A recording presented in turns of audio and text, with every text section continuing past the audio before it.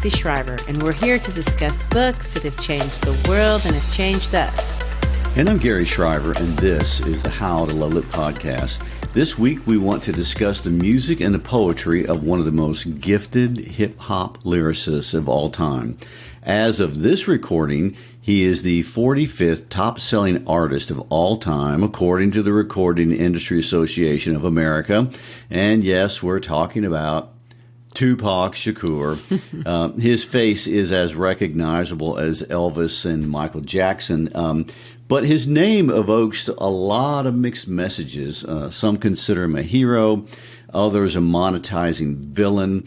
With over 700 original songs, movies, poetry, and almost 5 years of continual presence in the media, there's no doubt that a case could be made for either one of those things. And his music championed the urban poor. It celebrated mothers raising their children out of poverty. It exposed injustices in the legal system and demanded a response for corruption in law enforcement. And all of this is honorable and truthful and noble. But on the other side, his music also glorified violence, including violence against women. It celebrated illegal drug use, and it romanticized a controversial code of conduct that he called thug life. Unfortunately, on September 16th, 1993, the life of this young and talented international icon was abruptly and violently ended at the age of 25. And yet, his legacy and his influence continue. When he died, Tupac had only released 4 albums. However, as of this podcast, he has 21 albums to his name. 10 have earned platinum, multi-platinum, or diamond certification. In April of 2017, he was inducted into the Rock and Roll Hall of Fame, and this is really one of the highest honors for a musician, and he was selected in his first year of eligibility and was the first solo hip-hop artist to do so.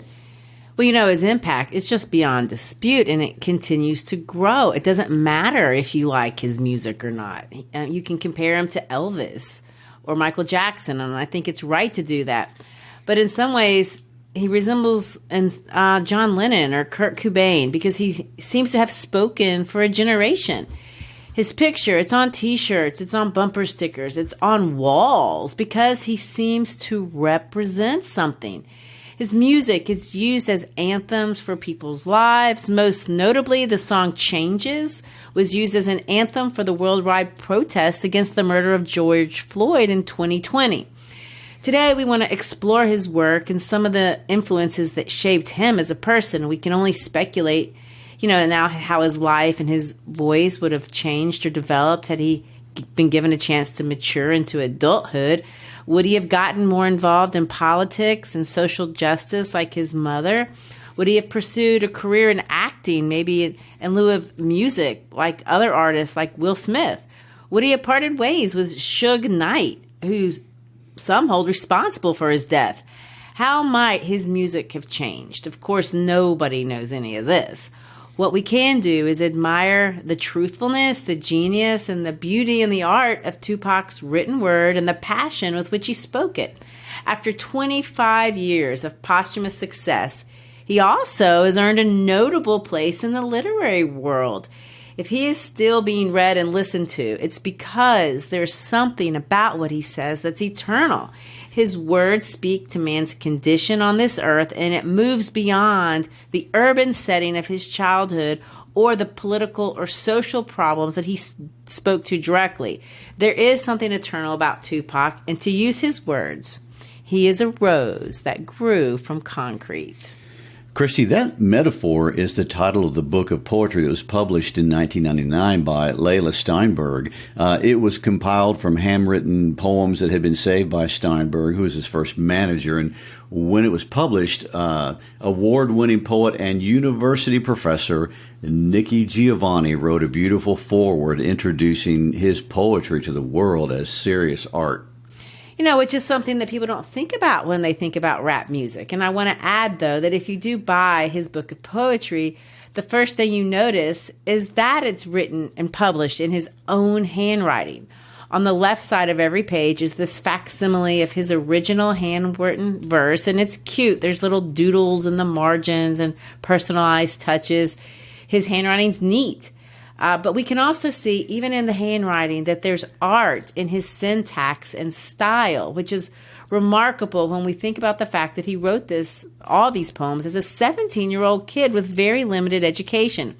When I was in high school, I was never taught how to use punctuation, spelling, capitalization, or any of these strategies in an unorthodox way to create meaning. And I can't imagine that he had been given a lot of guidance in that regard. His iconic style was organic. It was innate in him. When he wrote these short poems, he had no idea that he would be somebody one day, that anybody would be reading them. He had no idea he'd be famous. Well, knowing that makes these words feel very personal and almost invasive. He did not write them for publication. No, and so when we read them, we can hear his voice. Did you hear about the rose that grew from a crack in the concrete? Proving nature's laws wrong, it learned to walk. Without having feet, funny it seems, but by keeping its dreams, it learned to breathe fresh air. Long live the rose that grew from concrete when no one else ever cared. It's ironic, really, because today everyone cares. What's even more ironic is that he is a voice that speaks for those for whom no one does care. When he was at his very best, that's what he wanted to do. The poem is metaphorical in several ways. The metaphor of the rose and the concrete extend the length of the poem. He says the rose walks without feet. It's an unusual representation of a rose. The rose is anthropomorphized. In other words, it's been turned into a person. It is a rose with dreams. It breathes. The phrase long live, that phrase invokes a desire for something to live. It's traditionally associated with royalty. But here the expression is juxtaposed against the apathy of the concrete, something that does last a long time, but it's brutal and it's ugly. And in this case, it's the concrete no one cares about. The poem is short, it's emotional, and full of literary devices. When you see it as it's printed in the book, you notice that it only has one punctuation mark, a solitary exclamation point that's placed at the end of the last word, after cared. You also see that he intentionally places the numeral 2 every time the word to, is supposed to be used. This replacement of the letters to for the number 2 is something that he carried with him throughout his entire career, including the title of his first album. Ironically, he uses it in his name. When he writes Tupac, he writes it with the number 2, P-A-C, instead of T-U, or most of the time when he writes, T-O, he replaces it with the number. Well, there was and still is a lot of speculation as to why Tupac did that. As far as I know, Tupac never directly answered that question and just left people guessing. And I do know it may be a nod to the Black Panthers and his mother's politics. If you go back and look at some of the writings in the Black Panthers, we can find the same usage. And I've read other places where he did it to symbolically represent his own duality and some of the conflicts that he experienced inside of himself. Well, I guess it could be both. Since you referenced his mom and the Black Panthers, maybe it's time we go there. Because the story of Tupac does not start with him. It starts with his beloved mother, Afeni Shakur. Afeni gave birth to a son that she named Lassane Parrish Crooks on June 16, 1971. The child, who would soon be renamed Tupac Shakur, was born a month after she was released from prison. She was arrested with 20 other members of the New York chapter of the Black Panthers for conspiracy to commit murder and bombings. She changed her son's name to Tupac Shakur in honor of the 18th century Incan revolutionary who was killed by Spanish priests when Tupac was 1 year old.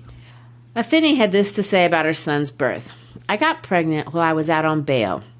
I never thought that I wasn't going to spend the rest of my life in jail. I was never getting out, and that's why I wanted to have this baby, because I wanted to leave something here.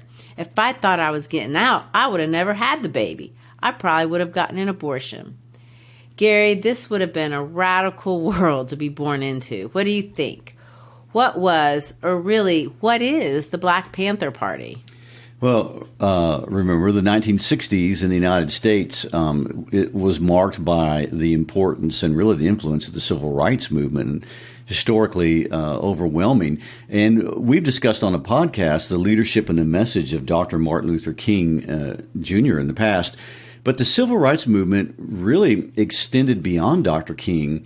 And he was at the center of it, but he was not the center of it. There were all different kinds of civil rights groups that were active during that time period. And it literally involved tens of thousands of people and many different perspectives of how equality could best be achieved across the country. And the movement really symbolically started with the Brown versus Board of Education Supreme Court case. And, most have seen images from the South, most notably the Montgomery bus boycott in Alabama with Rosa Parks, and the March on Washington, where Dr. King gave his famous I Have a Dream speech. And however, the fight for civil rights really extended way beyond the South and extended from California to New York City.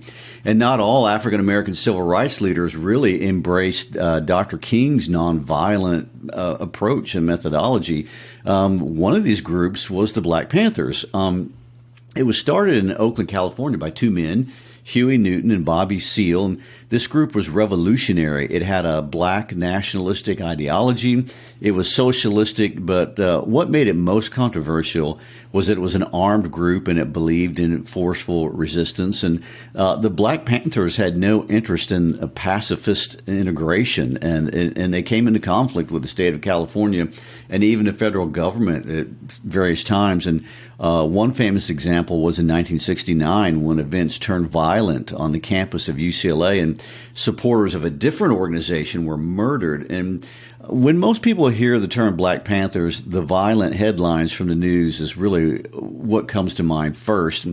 However, the organization did do other things which garnered a lot of support in the low-income black neighborhoods that they served. And for example, they organized free breakfast programs for thousands of children every day, and they passed out food to elderly people, and they had volunteers in the hospitals helping the sick, and they sponsored schools and opened legal aid offices that were free of charge. And they created clothing distribution centers and free health clinics. And most of these grassroots activities were led by the women, and they embody the idea of both sides of the coin.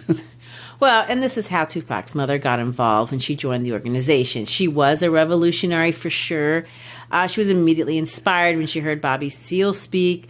But she was also one of those women who, among other activities, she started a free breakfast program in her community. She volunteered at the Lincoln Hospital. She wrote the newspaper for her chapter of the Black Panthers. So I think it's interesting to think about, little Tupac being raised in this environment, because you have violence juxtaposed with social consciousness and charity work. He grew up being taken to rallies and protests, but also serving in the community. He once said the term Black Power was, quote, like a lullaby when I was a kid. His stepfather, unfortunately, though, Prose Shakur, was convicted of robbery and appeared on the FBI's 10 most wanted list by the time Tupac was 10 years old. This derailed the family dynamics. His stepfather's arrest caused his mom to lose a paralegal job. She lost her home. And when she did that, she lost any kind of consistency for her two children, who would spend the rest of their childhood being shuffled between relatives, living with acquaintances, and public shelters. There was uncertainty, and this uncertainty took a toll on the kids many ways. And in fact, Tupac said it affected their personalities. They had to deal with all this chaos. And Tupac said the way he dealt with it was like this, and let me quote him. When I was young, I was quiet, withdrawn. I read a lot. I wrote poetry. I kept a diary. All of that sounds kind of sweet and perhaps a positive way to deal with the craziness of this kind of existence. These are not the sort of skills that help you survive on the streets of New York. And it's not the kind of thing that will get you the attention of a football or basketball coach, for example. No, they're not. And that's kind of why he ran into trouble. But I will say that he did come up with some positive things. And one of the things that happened to him is he got a role for a stage production, and this is pretty cool, for Raisin in the Sun. He had the role of Travis, and he was performing at the Apollo Theater there in New York City. This would be maybe the highlight for their whole family during those early years, and obviously this production, this role, made a very important impression on the young man. Shortly after the production ended, though, Finney moved the family to Baltimore, and they were to live there for 4 years. Baltimore had a bright side, too. Tupac auditioned, and he got accepted into the very famous Baltimore School of the Arts. This school really would be the most important part of his entire formal education. It was here that he would become friends with Jada Pinkett Smith, for example, and other people who were very wealthy, some of which who are famous today. It was a rigorous school, primarily for rich kids, but Tupac was accepted, even though his reality was completely different. He lived in horrific urban poverty. I mean, the kind he would describe in detail in his music and draw great criticism for describing it in his music. Let me just include a few details that he highlights. His mother became addicted to crack, and as a result, she didn't pay the electric bill. So their apartment, and this is in Baltimore, which is not a warm place, was dark and it was cold. It was filthy. Tupac slept on a dirty mattress on the floor. There were no sheets. He owned only 2 pairs of pants. There was very little food. And when money did come in, Finney would send her own son out on the streets to buy sacks of crack cocaine, which he did and brought back to his mom. But if Baltimore and that kind of reality wasn't bad enough, it was not going to be the bottom. Things would get worse. Halfway through Tupac's junior year, and this is where he's, filling out applications. He actually had completed applications for college. The family gets evicted from their apartment, and Finney decided to send her children to Marin County, California, to live with a friend or an acquaintance. And that, of course, is all the way across the country. Tupac and his sister were sent by themselves. They arrived in the Bay Area, which is across from Oakland, literally with $5 in his pocket and a paper bag full of chicken wings. The neighborhood that they went to was rough. They had no money, and it turned out the place where they were sent to live did not work out. So Tupac literally had nowhere to stay. I mean, his high school credits didn't transfer. He wasn't going to be able to graduate. So he did what you would expect a young man to do at that time in those conditions. He turned to the streets and illegal activity for a way of life. He made friends, had connections with drug dealers, with pimps, with other criminals.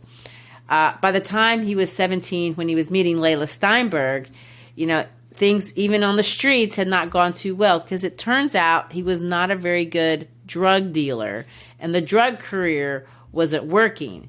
He did, however, find something on those streets of Oakland that he could do, and he could rap, and that's what he did. Well, he did, and he developed a local reputation. At the time, a talent scout by the name of Layla Steinberg was looking for talent in the area, and Tupac, like many young aspiring artists, wanted to get her attention, and he tracked her down one day while she was reading Winnie Mandela's book out loud in a park. Tupac recognized what she was reading, and he approached her. And, this impressed her, and she invited the 17-year-old to her public poetry classes, and he followed up, and she took him to tryouts. I bet it more than impressed her. I bet it shocked her that anybody in that environment would know who Winnie Mandela was. And, of course, the book of poetry, The Rose That Grew from Concrete, was written in the context of her class.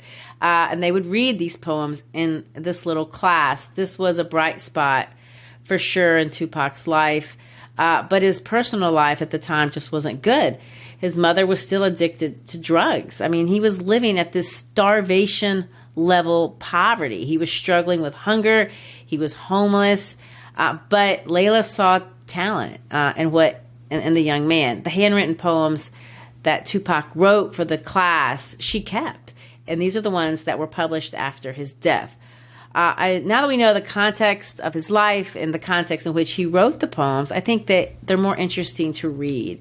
So let's read a couple. They're all personal, but let's read this one that he wrote for his mother called Family Tree. Family tree for mother. Because we all spring from different trees does not mean we are not created equally. Is the true beauty in the tree or in the vast force in which it breathes? The tree must fight to breed among the evils of the weeds. I find greatness in the tree that grows against all odds. It blossoms in darkness and gives birth to promising pods. I was the tree who grew from the weeds and wasn't meant to be. Ashamed I'm not. In fact, I am proud of my thriving family tree. You know, we see a lot of ambiguity here, and he's playing around with the metaphor of the tree. It's from the beginning of the poem. He compares himself to him. This time, he's not comparing himself to a rose, but to a tree. For a child, you know, he only knew poverty and rejection. It's amazing that he still sees promise in himself. This is a poem that has hope in it, not just for him, but for his mother, for his family. That last stanza, I was the tree who grew from the weeds and wasn't meant to be ashamed. I'm not, in fact. I am proud of my family tree. That's written prophetically. He wrote that before anything good happened to him. You know, one day Tupac would win a Grammy Award nomination for a song called Dear Mama. His mother, in spite of all of her inner demons or troubles, was always a source of strength and love.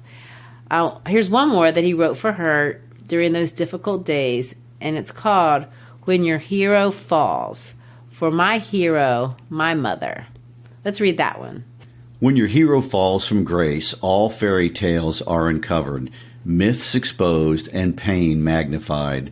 The greatest pain discovered, you taught me to be strong, but I'm confused to see you so weak. You said never to give up, and it hurts to see you welcome defeat. When your hero falls, so do the stars, and so does the perception of tomorrow. Without my hero, there is only me alone to deal with my sorrow. Your heart ceases to work, and your soul is not happy at all. What are you expected to do when your only hero falls? This poem is different from the other two because it doesn't use, the metaphorical language. But it does have structure. There's repetition, a device we call an anaphora, when you start different lines with the same beginning words. In this case, when your hero falls, he uses that line 3 times, except at the end he adds the word, your only hero falls. He capitalizes the word hero throughout the poem, which is the only word that's capitalized in the entire poem. The only other letter that's capitalized is the letter R that he uses as a stand-in for the word A-R-E. There's only one punctuation mark, and that is a period after the word sorrow. I really don't know how much poetry training Tupac had in those 2.5 years in Baltimore, but these are some very modern techniques that we see modern writers using. This intentional manipulation of traditional uses of grammatical features such as punctuation and capital letters is clearly intentional and rhetorical. In this case, it expresses defiance, but he's also using these punctuation marks and these capital letters to highlight the important places in the poem. It's a sad poem. I mean, it feels a lot more sad than the other one to his mother. And I want us to read one more called And Tomorrow. And again, he spells the word tomorrow with a number 2 instead of the letters in T-O in tomorrow. Today is filled with anger, fueled with hidden hate, scared of being outcast, afraid of common fate. Today is built on tragedies which no one wants to face. Nightmares to humanities and morally disgraced. Tonight is filled with rage, violence in the air, children bred with ruthlessness because no one at home cares. Tonight I lay my head down, but the pressure never stops, gnawing at my sanity, content when I am dropped. But tomorrow I see you change, a chance to build anew, built on spirit, intent of heart, and ideas based on truth. And tomorrow I wake with second wind, and strong because of pride, to know I fought with all my heart to keep my dream alive. Again, we see structure. Today, tonight, tomorrow. It feels simple, but it's highly structured. The word today is used twice. Today is filled with hidden hate and anger. It's filled with fear. He moves from today to tonight. but the images of the night are worse because the night brings images of rageful violence, terrifying fear that leads to the brink of sanity. But then we see tomorrow spelled with that number 2, and there's the clear shift. Tomorrow is filled with hope, heart, spirit, truth. I mean, there's positive energy at this poem, in this poem at the end, but where does it come from? It's definitely not coming from his environment. The only explanation given is in the second to final line, because of pride, to know I fought with all my heart to keep my dream alive. And of course, with Layla's help, Tupac changed the course of his life. And Layla invited him to move in with her family and off the streets. And she became his manager. And by the age of 19, Tupac was a professional musician, releasing his first album titled Tupacalypse now. And yes, he is spelling it with the number 2. And it was certified gold, and it was a pretty political piece of art. It does have battle raps, but it also has serious political commentary. And there's a rap titled Trapped about police brutality, another one titled Words of Wisdom about racial discrimination, and one of his best enduring and best well-known songs is Brenda's Got a Baby. It was the second single from the album. Yeah, I'm going to read these lyrics, but I do want to include a trigger warning. It's famous, but it's incredibly sad. It's a true story about a 12-year-old child who gets pregnant by her adult cousin, a man by the name of Clarence Perry, that's in real life. The events in the rap occurred in Brownsville, which is a suburb of Brooklyn. Just so you know, Perry was arrested and charged for the crime Tupac raps about in the song. I hear Brenda's got a baby, but Brenda's barely got a brain. A D shame. The girl can hardly spell her name. That's not our problem. That's up to Brenda's family. Well, let me show you how it affects our whole community. Now, Brenda really never knew her mom, and her dad was a junkie putting death to his arms. It's sad because I bet Brenda doesn't even know.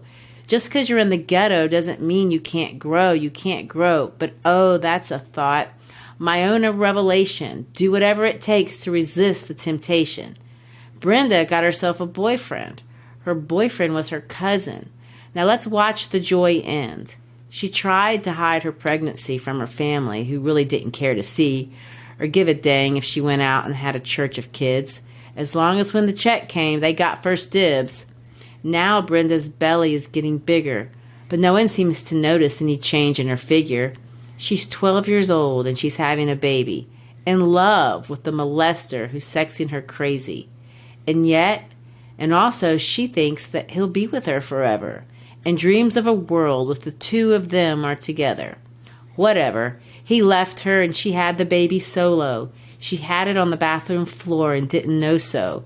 She didn't know what to throw away and what to keep. She wrapped the baby up and threw him in the trash heap.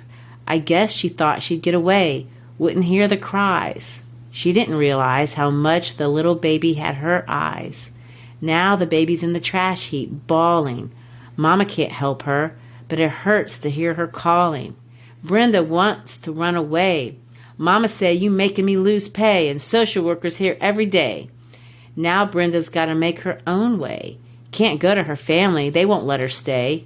No money, no babysitter. She couldn't keep a job. She tried to sell crack, but ended up getting robbed. So now what's next? There ain't nothing left to sell. So she sees sex as a way of leaving hell. It's paying the rent, so she really can't complain. Prostitute found slain, and Brenda's her name. She's got a baby. You know, some have cynically said that Tupac monetized people's strategy in a very sensational way because that story is just shocking. Well, true, but there are also his defenders which claim Tupac was exposing a brutal reality that was being ignored, that, you know, he put a spotlight on inner city realities that needed to be exposed for what they were, and he did, and he shocked America, so much so that Vice President Dan Quayle at the time publicly stated that the production and distribution of Tupacalypse Now was an irresponsible corporate act. He went on to say, and, you know, I want to quote him on this. He said this: There was absolutely no reason for a record like this to be published by a respectable record company. It has no place in our society. Well, you can only imagine with a comment like that, people would run to the stores and what? This would do, how could that do anything but make Tupac famous? Well, that's at the same time they had started putting explicit lyric warnings on albums, and it would make albums skyrocket instead of tank. But, it did just that for him, and his rise to fame was meteoric, if also not problematic. I mean, he was at the center of a national debate about the role of this new genre of music, hip-hop, that was uniquely identified with violence. And on one side, leaders were expressing what Dan Quayle was expressing, disgust at this raw violence in the music. And however, there was another side challenging what they considered a hypocritical attack on just one kind of violence in entertainment, when all of the arts were, and really still are, monetizing and glamorizing violence. I mean, to this day, over 90% of movies contain some glamorized violence, and 85% of video games contain violence. And, cartoons targeting children have anywhere from an average of 25 to 200 acts of documental violence every hour. And most of the violence in these areas is presented as consequence-free. And, in fact, most children will witness over 200,000 violent acts before they turn 18. And the argument was, and it still is, that there is violence in every aspect of entertainment. And that has really nothing to do exclusively with rap music. So the violence in rap music was and is unique in that it depicts the realities of the urban poor, which really is incredibly violent. And, from this perspective, the music is arguably kind of cathartic in a way for young people to voice their anger and their frustration about social, political, and economic realities that they're born into and they get trapped into. It's the reality that is violent that's expressed in music. You're really not the music creating the violence. Which illustrates once again that nothing is simple. Ever. And I would argue that Tupac's music contains, both violence, serious, gratuitous violence, but other times the violence is social commentary. Tupac embodies this kind of contradiction, not just in his music, but also in his life. He had this deep sense of political and social conviction that there were things that he wanted to do to change the world. But at the same time, he was always in trouble with the law, and he ran with a very destructive crowd. One of his political raps is also famous. It's an ode to black women titled Keep Your Head Up. It was dedicated to the daughter of a close friend, but it was also a tribute to the memory of Latasha Harlins. Gary, I know you know that name. Who was Latasha Harlins? Well, Latasha Harlins was a 15-year-old black girl who was shot dead in Los Angeles by Soon Ja-do, who was a Korean store owner that occurred after a violent altercation over some shoplifting. And of course, this is always horrible, but this particular story stands out because the trial of the store owner occurred between the beating of Rodney King and the acquittal of his assailants. Du also was only sentenced to 5 years of probation, which outraged the African-American community. And during the riots, Du's stores was burned entirely to the ground. Well, we can't read the whole rap because it's too long, but I do want to read an excerpt. It's a very famous piece of art, and let me read it. Some say the blacker the berry, the sweeter the juice. I say the darker the flesh, then the deeper the roots. I give a holler to my sisters on welfare. Tupac cares, if don't nobody else care. And I know they like to beat you down a lot when you come around the block. Brothers clown a lot. But please don't cry. Dry your eyes. Never let up. Forgive, but don't forget, girl. Keep your head up. And when he tells you you ain't nothing, don't believe him. And if he can't learn to love you, you should leave him. 'Cause sister, you don't need him. And I ain't trying to gas you up. I just call him how I see him. You don't need him. You know me makes me unhappy. What's that? When brothers make babies and leave a young mother to be a pappy. Oh, yeah, yeah, yeah. And since we all came from a woman, got our name from a woman, and our game from a woman, Yeah. I wonder why we take from our women, why we rape our women. Do we hate our women? Why? I think it's time to kill for our women, time to heal our women, be real to our women. And if we don't, we'll have a race of babies that will hate the ladies that make the babies. And since a man can't make one, he has no right to tell a woman when and where to create one. So will the real men get up? I know you're fed up, ladies, but keep your head up. Keep your head up, oh child. Things are going to get easier. Keep your head up, oh child. Things will get brighter. Keep your head up, oh child. Things are going to get easier. Keep your head up, oh child. Things will get brighter. You know, this is a song. It's a call to responsibility. And that's the thing about Tupac. I mean, he wrote and recorded in the roughly 5 years of his career 713 songs. And he recorded 150 songs just in the last year of his life. And he was a workaholic, famous, for spending up to 12 hours at a time in a recording studio. He was also in the news for the entirety of his short public life. I mean, he made movies like the one with Janet Jackson, Poetic Justice, or with Mickey Rourke, the one titled Bullet. I mean, he dated celebrities like Madonna or Quincy Jones's daughter. But he was arrested multiple times. In 1993, the same year that song Keep Your Head Up was released, he was arrested 3 times. The third time was for sexual abuse. He was convicted and sent to the maximum security prison Clinton Correctional Facility.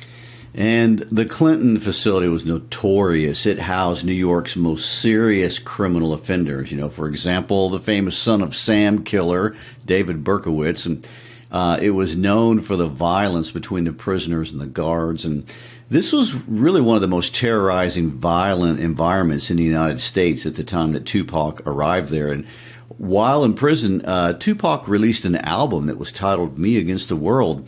And on that album would be what some claim is the greatest rap song ever made, titled Dear Mama.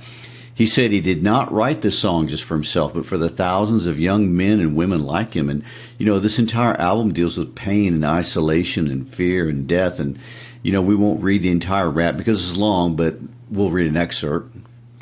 You are appreciated. When I was young, me and my mama had beef.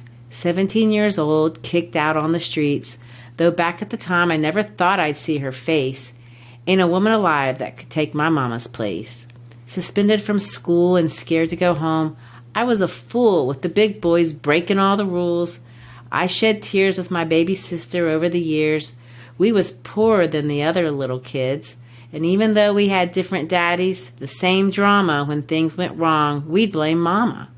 I reminisce on the streets I caused. It was hell, hugging my mama from a jail cell. And who'd think in elementary, hey, I'd see the penitentiary one day. And running from the police, that's right, Mama catch me, put a whoop into my backside. And even as a crack fiend, Mama, you always was a black queen, Mama. I finally understand. For a woman, it ain't easy trying to raise a man. You always was committed. A poor single mother on welfare. Tell me how you did it. There's no way I can pay you back. But the plan is to show you that I understand you are appreciated. Lady, don't you know we love you, dear Mama? Sweet lady, place no one above you. You are appreciated. Sweet lady, don't you know we love you? Now ain't nobody tell us it was fair. No love from my daddy, 'cause the coward wasn't there. He passed away and I didn't cry, 'cause my anger wouldn't let me feel for a stranger. They say I'm wrong and I'm heartless, but all along I was looking for a father. He was gone. I hung around with thugs, and even though they sold drugs, they showed a little young brother love. I moved out and started really hanging. I needed money on my own, so I started slanging. I ain't guilty, 'cause even though I sell rocks, it feels pretty good putting money in your mailbox. I love paying rent when the rent's due. I hope you got the diamond necklace that I sent to you. 'Cause when I was low, you was there for me and never left me alone because you cared for me. And I could see you coming home after work late. You're in the kitchen trying to fix us a hot plate. You just working with the scraps you was given, and Mama makes miracles every Thanksgiving. But now the road got rough. You're alone. You're trying to raise 2 bad kids on your own. And there's no way I can pay you back. But my plan is to show you that I understand. You are appreciated. Lady, don't you know we love you? And dear mama, sweet lady, place no one above you.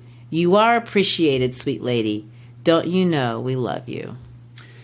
A music producer by the name of Suge Knight paid Tupac's bail and got him out of Clinton. But unfortunately, Tupac's relationship with Knight would be what led to his death. And, Knight was allegedly involved with gangs, and Tupac became involved with these same gangs. And something that was to become known as the East Coast, West Coast rivalry with rival rapper B.I.G. Notorious. It all ended infamously in Las Vegas on September 7th, 1996. Tupac and Suge Knight went to watch a Mike Tyson fight at the MGM Grand Hotel. There was a couple of fights between Crips and Blood gang members, and Tupac was involved. And later that night, while at a red light, a man emerged from a car and fired 13 shots. And Tupac would die 7 days later. And it wouldn't be until September 29th of 2023 that a man would be charged for his murder, a man by the name of Dwayne Davis, or Keefe D, as he's known by his fellow gang members. And, he's not accused of pulling the trigger, but of conspiring to have Tupac murdered. It's incredible for so many reasons. First of all, it's been so long, but it's also a tribute to Tupac that people still care after all these years. And we do care. His legacy has not diminished over time. It's grown. It has grown. For one, he speaks for a generation and for a population that had been silenced in many ways. And, he spoke about his struggles with understanding manhood, which has resonated with a lot of young men. He spoke about poverty, about his mother's drug addiction, about his own contradictions that he struggled to resolve. And, this is a kid who started out as a socialist and ended up his life as a capitalist. And, when he was confronted with this, he quite honestly said that the only thing he really hated was poverty. So that's just one example of the honesty that he's credited for having, and people find that rare. And they responded to him during his life, and they still respond to him. In 2012, Shakur performed via a holographic image at Coachella, the music festival. Beyond the albums of his music that have been released after his death, there have been plays written about his life, films, novels, there's even a TV miniseries. Stacey Robbins has a biography that's coming out, and it took her 20 years to research and write it.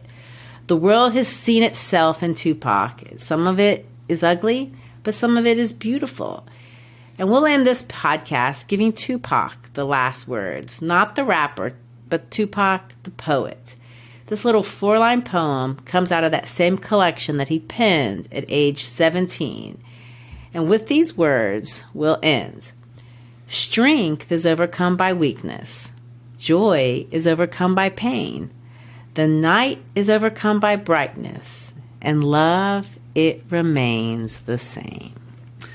And that is our tribute to the world icon, Tupac Shakur. So thank you for sharing with us in our discussion of his work. As always, please feel free to connect with us via any of our social media platforms, or go to our webpage, howtolovelitpodcast.com.